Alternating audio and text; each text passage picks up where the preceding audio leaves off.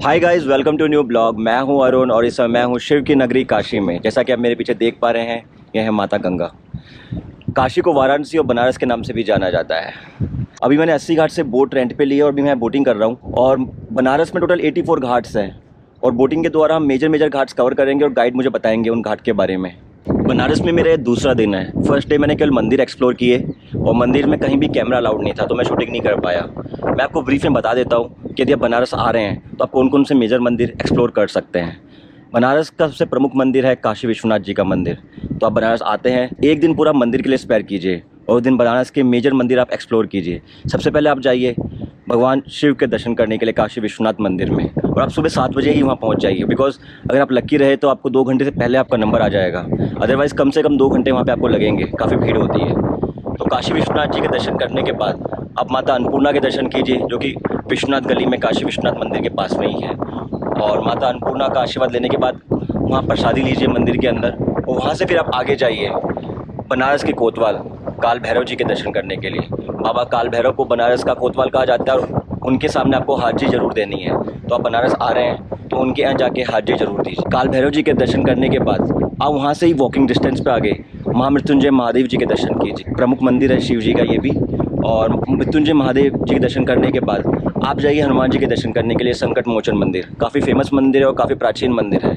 और संकट मोचन मंदिर के आगे ही 3 प्रमुख मंदिर हैं बनारस के, वो पास में हैं। एक है दुर्गा माता का मंदिर, दुर्गा मंदिर, दूसरा है तुलसी मानस मंदिर और तीसरा है त्रिदेव मंदिर। इस तरह आप एक दिन में बनारस के प्रमुख 8 मंदिरों के दर्शन कर पाएंगे और उसके बाद शुरू होता है हमारा सफ़र है बनारस। तो आइए शुरू करते हैं सफ़र है बनारस।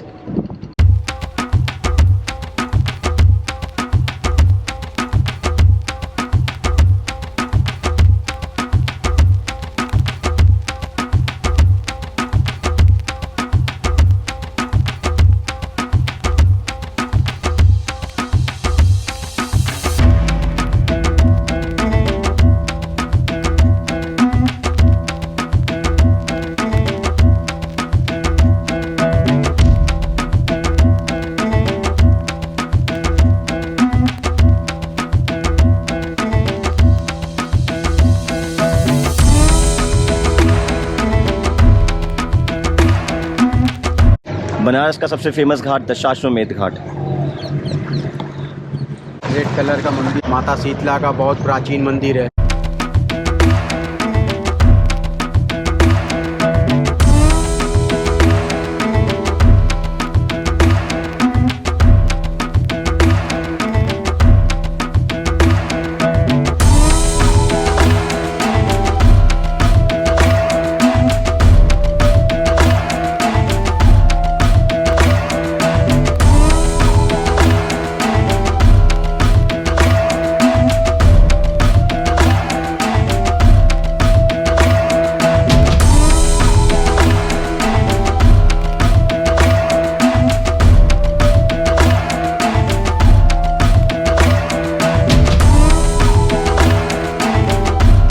जैसे अब ये सामने देखिए राजा हरिश्चंद्र घाट है। सत्यवादी राजा हरिश्चंद्र जो अपना सब कुछ राजपाट दान देने के बाद यहीं आके नौकरी किया। अब ये देखिए सामने कर्नाटक स्टेट घाट है, मैसूर के राजा का है। उसके बगल में येलो कलर वाला है हनुमान घाट है। हनुमान घाट है, ये डंडी स्वामी का है, बहुत बड़ा अखाड़ा है। कुंभ का जो मेला लगता है तो उसमें ये साधु लोग अच्छे। देखिए जैसे दरभंगा घाट था, दरभंगा घाट दरभंगा के राजा का, महाराजा, और वो इस समय होटल में कन्वर्ट हो गया है, ब्रिजरमा पैलेस। प्रयाग घाट है जहाँ पे लोग अस्थियां विसर्जन करते हैं। मणिकर्णिका घाट है, 24 आवर डेड बॉडी जलाते हैं लोग। 24 आवर अलग अलग देश से आते हैं, बहुत ज़्यादातर में आते हैं। कम से कम डेली 200 से 250 डेड बॉडी डेली का जलता है। 80 घाट जो है हम लोग का बहुत फेमस घाट है। 80 घाट इसलिए फेमस है कि वहाँ पे एक 80 नदी बह 80 नदी और एक लास्ट में है वरुणा नदी। यहाँ से लास्ट है 80, फर्स्ट है वरुणा और 80 दोनों को कनेक्ट करेंगे तो वाराणसी हो जाएगा। वरुणा और वाराणसी, तो वाराणसी इस वरुणा और 80 के बीच में वाराणसी। पहले इसका नाम था आनंदवन, बनारस का नाम आनंदवन, फिर उसके बाद काशी, फिर बनारस, अब ये हो गया है वाराणसी। 4 नामों से प्रसिद्ध है।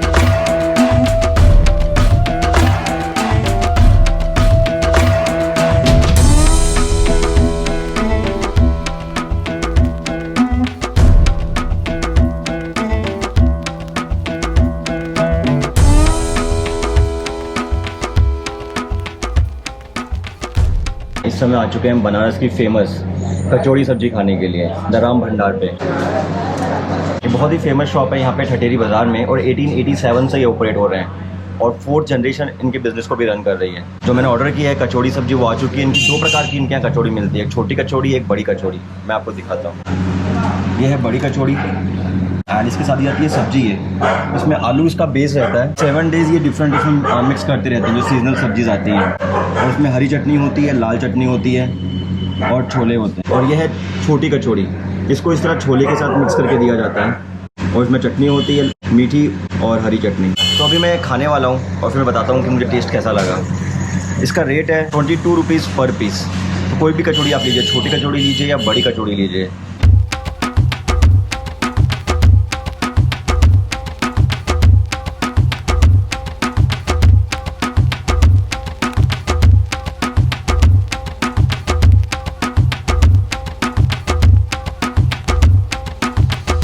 ये जो बड़ी कचौड़ी है बेसिकली ये पूड़ी है, यहाँ पे कचौड़ी कहा जाता है, और इसके अंदर उड़द दाल की स्टफिंग है। सब्जी का टेस्ट बहुत ही अच्छा है।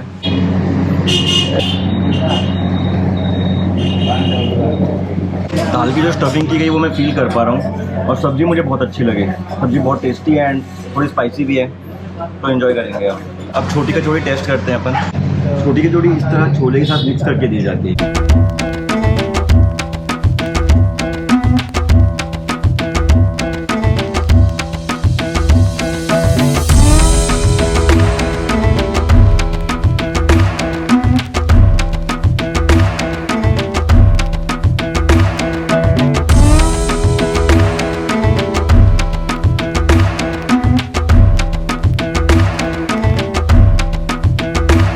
मुझे तो काफ़ी अच्छा लगा इसका टेस्ट, सब्जी का भी और पूड़ी का भी एंड कचौड़ी का भी। इनके यहाँ जलेबी मिलती है, जलेबी काफ़ी फेमस है इनकी।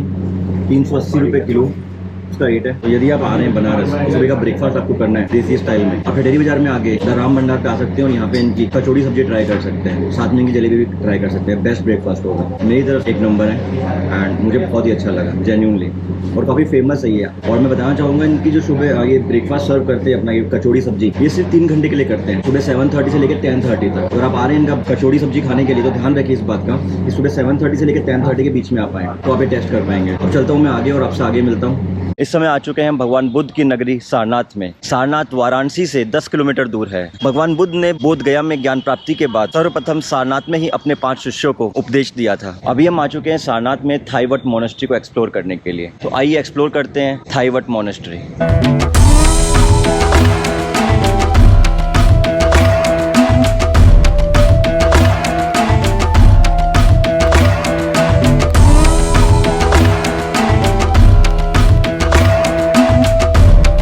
आप मेरे पीछे गौतम बुद्धा की ये स्टैचू देख रहे हैं, ये 80 फीट 9 इंच ऊंची स्टैचू है ये, और इसे लोटस बुद्धा कहते हैं। नीचे लोटस है ये, उसके ऊपर गौतम बुद्धा खड़े हुए हैं। और 2001 में ये बननी स्टार्ट हुई थी और 2011 में बन के तैयार हो गई थी, और बने हुए इसको लगभग 10 साल हो चुके हैं।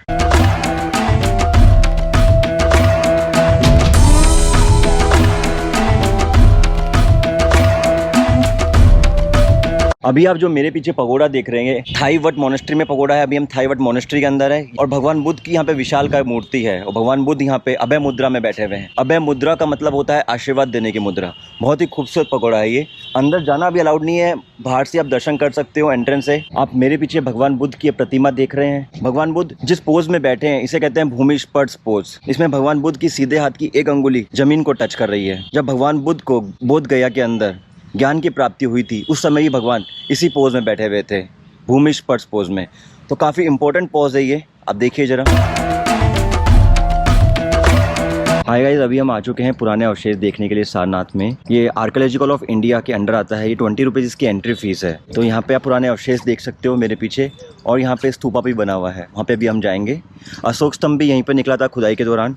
अशोक स्तंभ का ऊपर का पार्ट जिसमें 4 शेर हैं, जो कि हमारे भारतीय गवर्नमेंट का राष्ट्रीय चिन्ह भी है, वो अंदर म्यूजियम में रखा हुआ है। उसको हम म्यूजियम में जाके बाद में देखेंगे। अभी इस साइट को हम एक्सप्लोर करते हैं, जो पुराने अवशेष रखे हुए हैं उनको देखते हैं। आइए।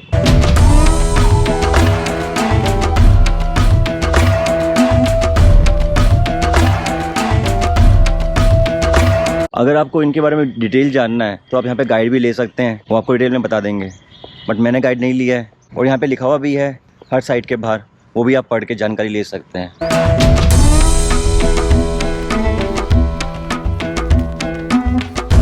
यहाँ पे अशोक स्तंभ के टुकड़े हैं, एक बीच में स्तंभ है आप देख रहे होंगे, और बाकी इसके टुकड़े हैं। और जो ऊपर का हिस्सा है जिस पे 4 शेर बने हुए हैं वो अंदर म्यूजियम में है।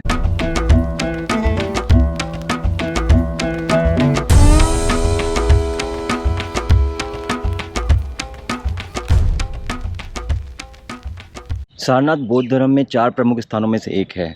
बौद्ध धर्म में 4 प्रमुख स्थान हैं। गौतम बुद्ध की जन्मस्थली लुम्बिनी, फिर बोध गया जहाँ पे उनको ज्ञान की प्राप्ति हुई, फिर सारनाथ जहाँ पे उन्होंने फर्स्ट टाइम अपना उपदेश दिया, और चौथी कुशीनगर जहाँ पे उन्होंने अपने प्राण त्यागे।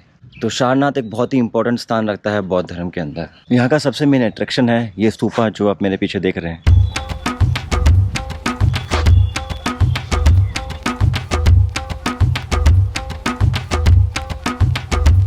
इस स्तूपा का नाम है धमेक स्तूपा। ये स्तूपा बहुत बड़ा है और बहुत विशाल है। या देखिए इसे आप।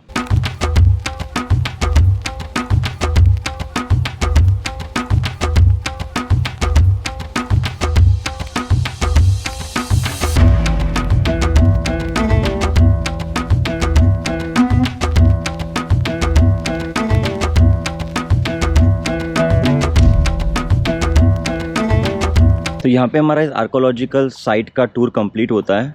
हमने पुराने अवशेष देख लिए हैं, ये स्तूपा देख लिया है। अब आगे चलते हैं और सारनाथ में देखते हैं आगे और क्या है देखने के लिए। तभी हम आ चुके हैं सारनाथ में श्रीलंकन टेम्पल पे। ये काफ़ी प्रमुख मंदिर है सारनाथ में यहाँ पे। अभी इसको हम एक्सप्लोर करते हैं और देखते हैं यहाँ पे देखने के लिए क्या क्या है। आइए।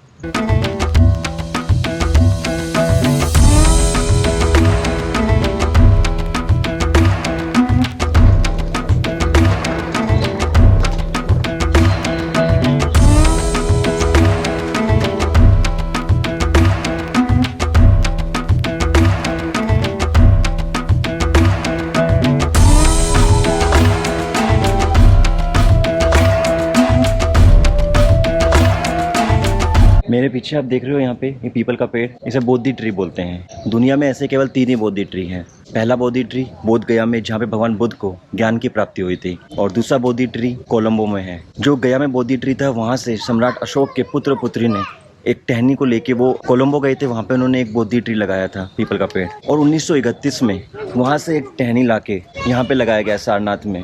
तो ये तीसरा बोधि ट्री है।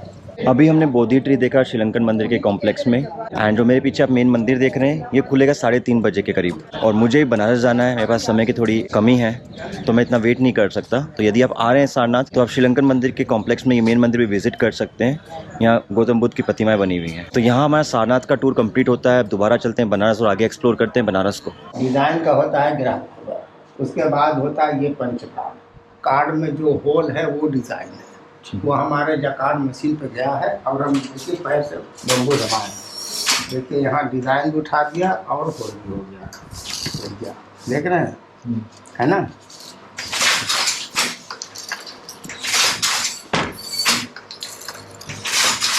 ये 4 किस्म का होल है और 4 बाबीर हमारी चल रही है। और ये जो रेड कलर लगा है इसको ताना बोलते हैं, और ये जो मैं डाल रहा हूँ इसको बाना बोलते हैं। कबीर दास का ताना बना है। और सर इसको आप टच करके देखिए, सिल्क की रेशम, इसको भी टच कीजिए। तो ये सिल्क कहाँ से एक्वायर करते हैं? ये सिल्क क्या आता है बेंगलोर से। बेंगलोर से? जी हाँ, वो करेब होता है। यहाँ हम लोग गर्म पानी में बॉयल करके तब ये तरह सॉफ्ट होता है। पूरा सिल्क का काम है 100%? 100% सिल्क। अगर बनारस आए आप और बनारसी पान नहीं खाया तो क्या खाक बनारस आए? तो अभी हम खाने वाले हैं बनारस का फेमस पान, गामा पान पे। तो आइए खाते हैं बनारस का फेमस बनारसी पान। पहले आपने कत्था लगाया था इसमें? कत्था चूना, कुछ हल्का सा फ्लेवर। ये क्या है सर? ये मीठा मसाला का मीठा पाउडर मसाला है।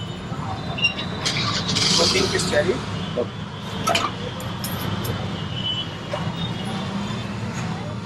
ये हो गया अपना मिक्स गुलकंद। मिक्स गुलकंद, या तो मिक्स क्यों बोलते हैं इसे? इसको कुछ बनाए जाते हैं मसाले से। Okay okay okay. ये हल्की क्रश।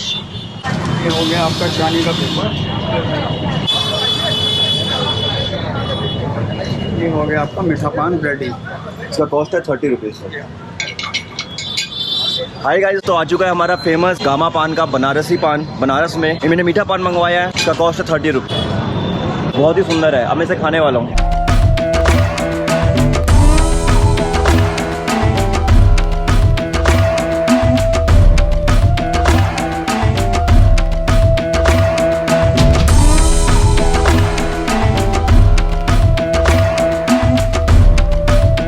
पान के फ्लेवर में इतना खो गया, एकदम रिलैक्स हो गया मैं। ये मीठा पान खा रहा हूँ मैं, ज़्यादा कुछ इसमें है नहीं, हल्का चूना है, कत्था है, शहरी है, गुलकंद है और कस है हल्का सा, ऊपर चांदी की वर्क है। मज़ा आ गया, एक नंबर पान है।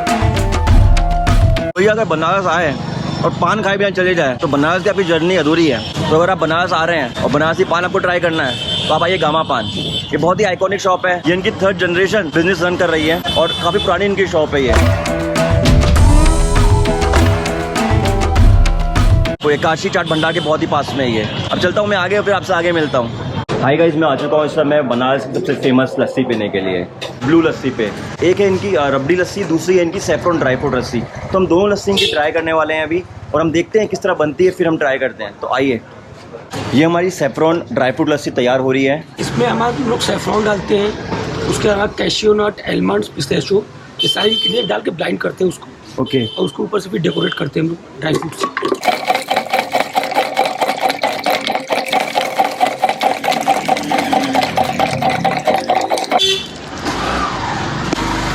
डाला आपने बादाम इसमें, ये बादाम डल चुका है यहाँ पे, ये काजू डल चुके हैं, ये सैफरॉन डल रहा है यहाँ पे।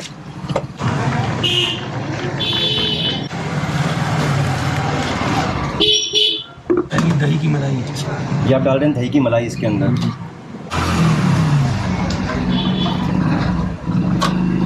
कभी कभी एलमंड्स और कैशियो नट की आपने पिस्ता,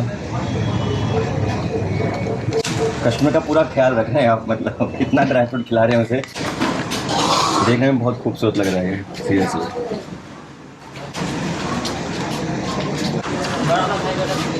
ये सैफरॉन ड्राई फ्रूट रेडी हो गया।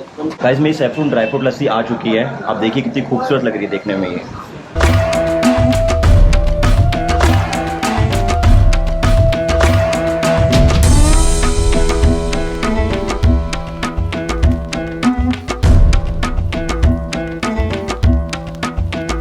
क्या बताऊँ मैं इसकी, क्या तारीफ करूँ।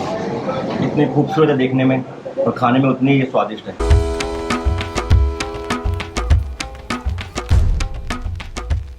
रियली मज़ा आ गया खा के।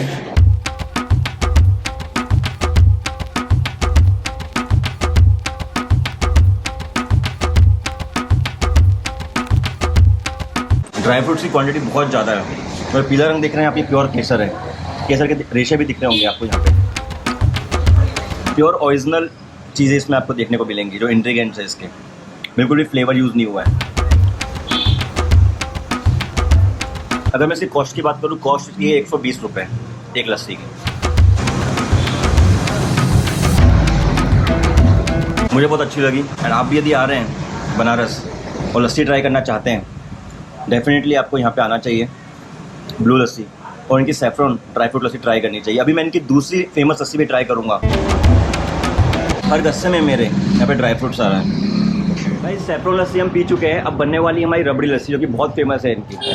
तो आइए देखते हैं किस तरह रबड़ी लस्सी बनती है इनकी, और फिर ट्राई करते हैं। तो ये बन रही है हमारी रबड़ी लस्सी, फेमस आपकी। इसमें डालेंगे आप रबड़ी पहले। ये केसरिया रबड़ी है। केसरिया रबड़ी है। गजब।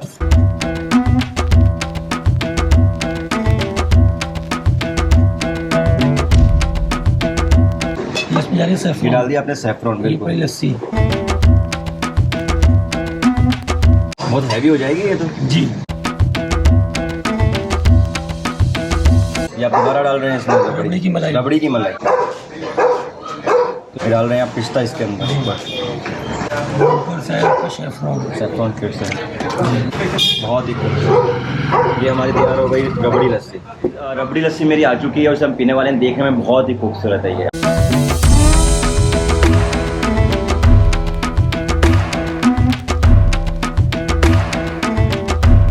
बहुत सारी रबड़ी डाली हुई है इसके अंदर। अमेजिंग। लस्सी पूरी रबड़ी से भरी हुई है। पूरा पैसा वसूल आइटम है। जो 120 रुपये आप दे रहे हो, पूरे वसूल करके जा रहे हो इसमें आप। तो आप देख पा रहे हैं ये कितनी रबड़ी है इसके अंदर ही।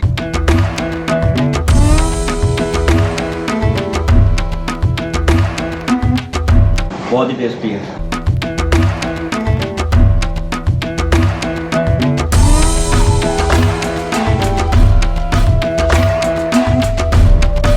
ये बनारस की एक आइकॉनिक शॉप है। यहाँ बॉलीवुड के कई सेलिब्रिटीज आ चुके हैं और लगभग 90 साल से पुरानी इनकी शॉप है। यहाँ पे ये लस्सी सर्व कर रहे हैं। तो आप बनारस आ रहे हैं तो डेफिनेटली आपको यहाँ पे आना चाहिए। और इनकी फेमस लस्सी, सैफरॉन लस्सी और इनकी ये रबड़ी लस्सी ज़रूर ट्राई करनी चाहिए। मैं रियली सेटिस्फाइड हूँ। और प्राइस 120 कुछ भी नहीं है इसके सामने। जब इतनी रबड़ी आपको दे रहे हैं वो क्वांटिटी में, तो 120 कुछ नहीं लगता है इसके सामने। तो अगर आप आ रहे हैं बनारस, आपको डेफिनेटली यहाँ पे आके इनकी लस्सी ट्राई करनी चाहिए।